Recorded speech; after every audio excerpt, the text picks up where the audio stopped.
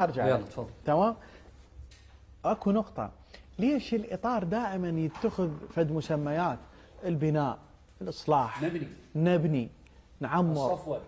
يعني هاي سائرون، صادقون، يعني هاي ليش هاي الأسماء الحادة قوية؟ ليش بصراحة؟ تفضل. بالعكس هاي التسميات، اي تسمية الإطار بحد ذاته يعني تسمية ذكية جدا طيب. وتعبر عن واقع حقيقي. الإطار ماذا يمثل؟ الإطار يمثل هاي يعني إلى علاقة طبعا حتى بمهنة البنشرشي، باعتبار أن البنشرشي هاي المهنة الشريفة.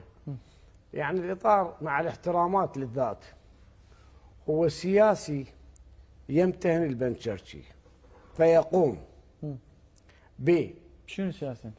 هسه اعطيك اياها شلون سياسي بمهنة البنشرشي يقوم بنفخ النايم وتفشيش القايم والعاقل يفهم.